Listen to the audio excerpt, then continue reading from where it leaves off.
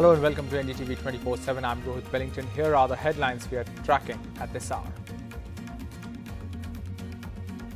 After WhatsApp, now Twitter hits out at new rules, says that it was concerned over the potential threat to freedom of expression.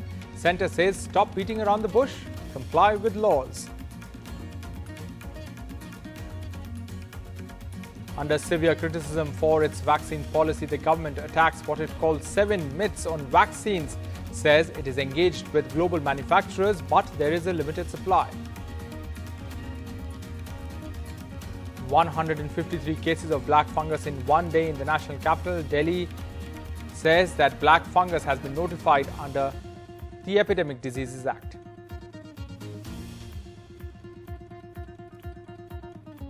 Mamata Banerjee will hold a review meeting on Cyclone Yas with Prime Minister Modi on Friday. This as the Prime Minister will be visiting Odisha and West Bengal to take stock of the impact of the cyclone. And images have emerged that show Olympic medalist Sushil Kumar and his friends hitting another wrestler who died later.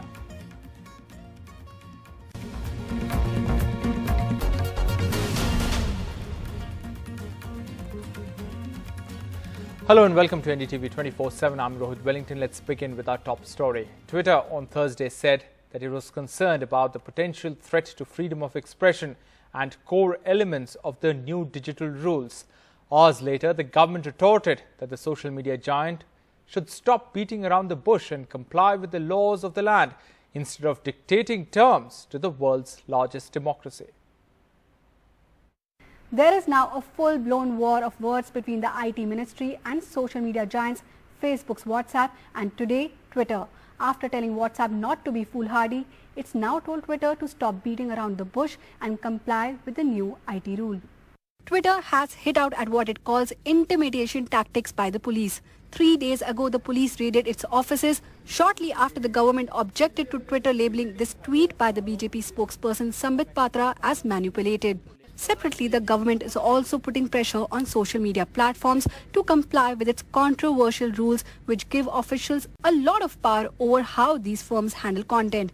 In a strongly worded statement, Twitter today said to keep our service available, we will strive to comply with applicable law in India, but we will continue to be strictly guided by principles of transparency and protecting freedom of expression and privacy under the rule of law.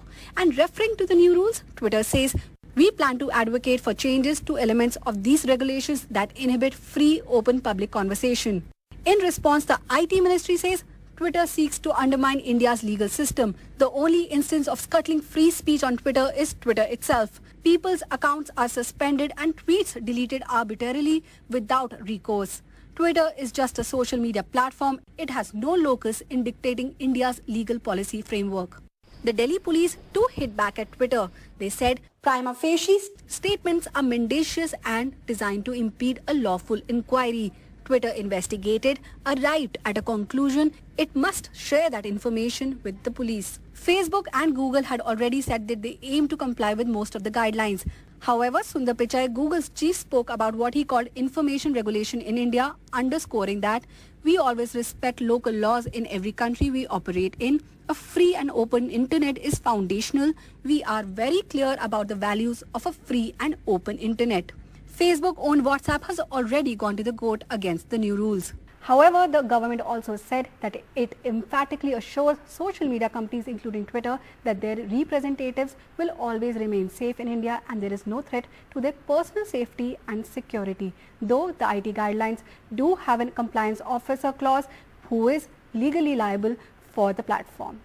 With Akhilesh Sharma, Rubina Mongia for NDTV. Under severe criticism for its vaccine policy, the central government on Thursday responded to claims that it had abandoned states and was not working to increase the production of the vaccines. In a 7-point facts versus myths document on vaccines, the government said that it is engaged with global manufacturers, but there is a limited supply. This fact check released by the government's information arm, the latest pushback from the centre, under fire for botching up India's vaccine drive. The Myths vs. Facts sheet, authored by Dr. V.K. Paul from the Niti Aayog, drew criticism for being creative with the facts.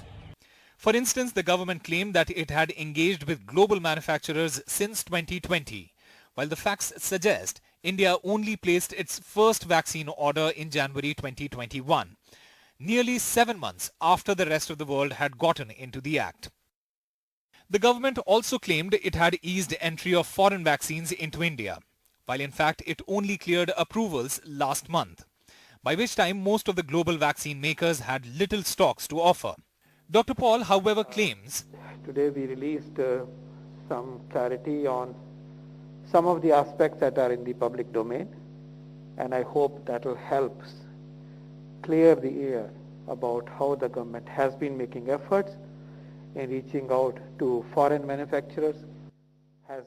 The fact-check document drew criticism from the opposition. Why was the first order of vaccines by the Government of India placed in January 2021 when other countries began placing their orders in the summer of 2020? Why did our government export 6 crore vaccines between January and March 2021 while vaccinating only 3.5 crore Indians during the same period of time? But the centre's latest fact-check suggests that it still believes playing offence is the best form of defence. With Sunil Prabhu, Usama Shab for NDTV. Now, as the cases decline, there is pressure to unlock cities, particularly those where the positivity rate has dipped. But will that happen? Here's what the Union Health Ministry said.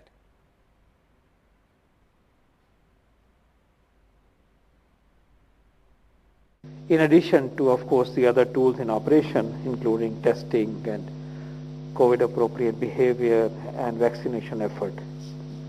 But nonetheless, it is reassuring that we are on the downswing of the second wave, and we do believe and hope it will be sustained, and it will be sustained even when the restrictions are gently and systematically and cautiously opened up as the time comes.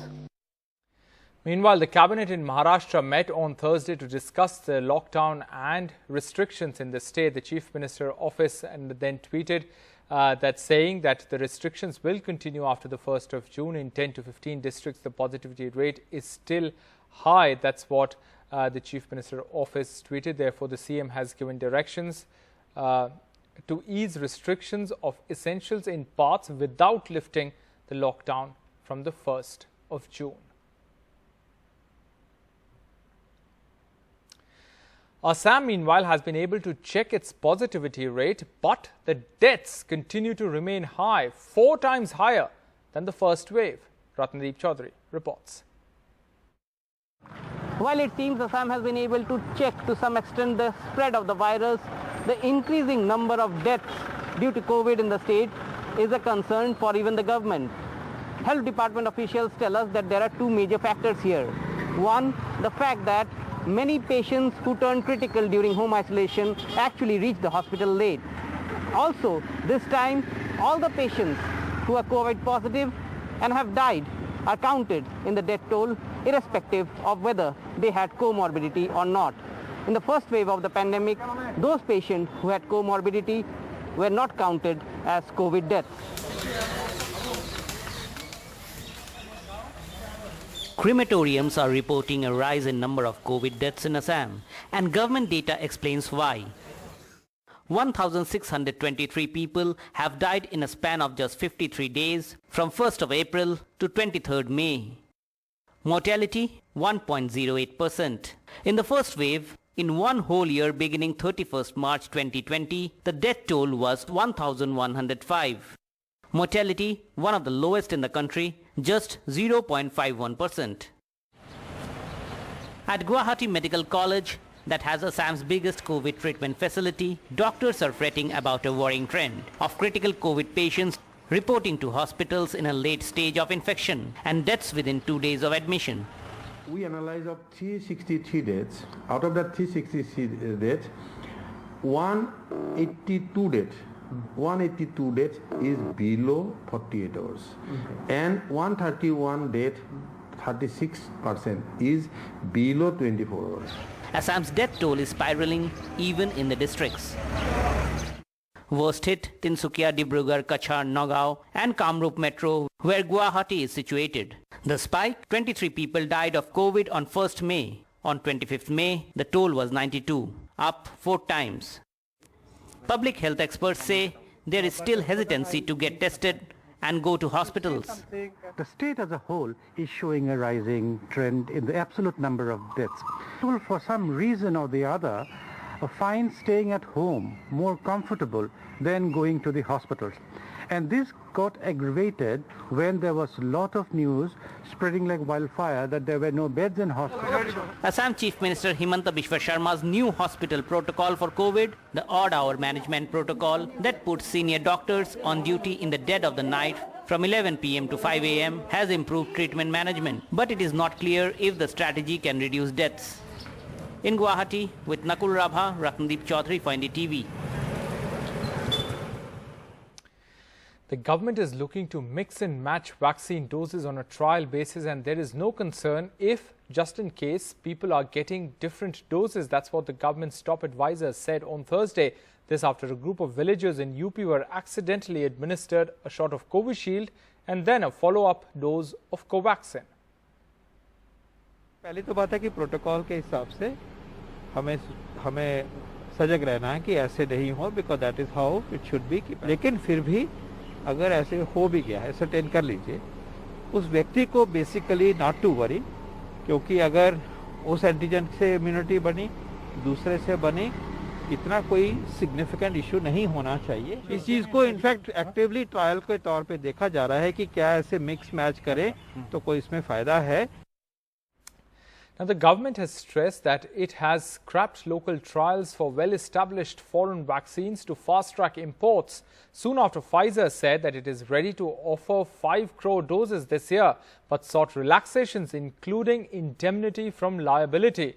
The government said that it is in talks with Pfizer for earliest possible imports of its shots and that it had also had discussions with Johnson & Johnson and Moderna. Pfizer has reportedly told the government that its COVID vaccine shows high effectiveness against the variant which experts believe is behind the devastating second wave of infections and deaths in the country. Yes, we are engaged with Pfizer because they have indicated availability of certain volume of vaccine. Similarly, yes, they have requested indemnity to all the nations, including the country of origin of US or for practically every country, और वो उनकी expectation है कि liability को indemnify किया जाए. उसकी कुछ अपने तरीके से वो legal language में उसको express करते हैं. We are examining this request and we will take decision in the larger interest of people and on merits. So this is under discussion, but there is no decision as of now. Back home on a day, Delhi reported 153 new black fungus infections. The Lieutenant Governor has issued regulations under the Epidemic Diseases Act, making it mandatory for healthcare facilities to report the cases of the infection. The notification comes amid a spike in cases of mucormycosis, or what is called black fungus, in the national capital. Chief Minister Arvind Kejriwal had said that there were currently 620 cases of black fungus in Delhi. This is what he said on Wednesday. On Thursday, that number climbed to 773. Karnataka, hit with hundreds of cases of mucormycosis, is trying to change its approach to tackle this new challenge. The state is stopping the use of steroids in the first week of COVID treatment and is also going to be screening patients before discharge and monitoring them later.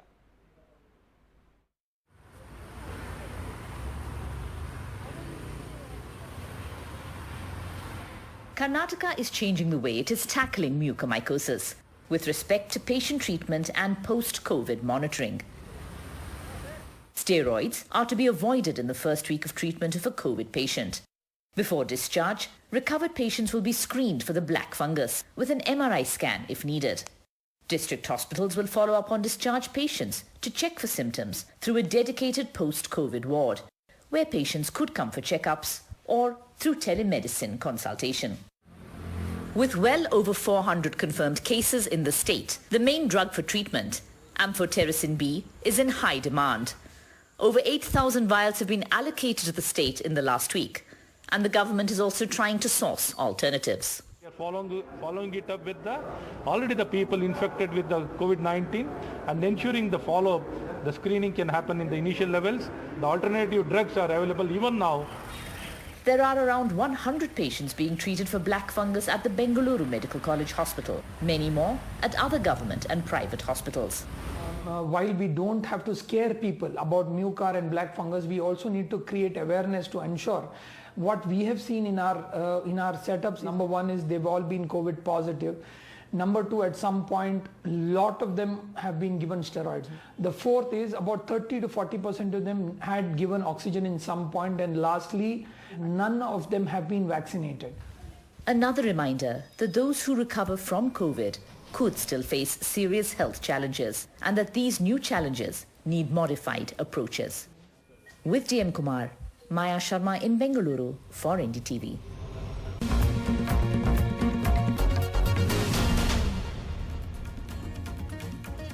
Welcome back. Prime Minister Modi will visit Odisha and West Bengal on Friday to take stock of the impact of Cyclone Yas, which affected 1 crore people and destroyed 3 lakh homes.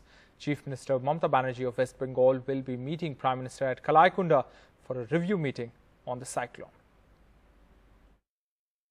Cyclone Yas that made landfall yesterday in Odisha is now a depression that continues to affect the states of Odisha, West Bengal and Jharkhand. Over 100 millimeters of rainfall has been reported in areas of Diamond Harbour, Ranchi and Jamshedpur. A rain red alert warning has been issued for Bihar with an orange alert warning for adjoining areas. This weather system will move towards East Uttar Pradesh, causing heavy rain over the next 36 hours. Odisha's Chief Minister Naveen Patnaik has announced a 7-day relief package for all families that have been marooned by this cyclone. That's 128 villages that were impacted by Cyclone Yas. Vast areas of the entire district has received maximum massive rainfall during last 3 days. Around 122 villages have been marooned, where relief is for 7 days is being extended as per the announcement by Honorable CM. So far we have not received any information on human casualty. Prime Minister Narendra Modi will visit Odisha and West Bengal on Friday to take stock of the impact of Cyclone Yas, which has impacted 1 crore people and destroyed 3 lakh homes. This is Divya Wadhwa for NDTV. A screen grab of a video that shows Olympic medalist Sushil Kumar and his friends hitting another wrestler with sticks has surfaced. The wrestler, who is seen lying on the ground in the screen grab, later died of injuries he suffered due to this severe beating. Sushil Kumar was arrested in the murder case last week. The police have said that he made his friend record the video of the incident to terrorize the wrestling circuit in the city.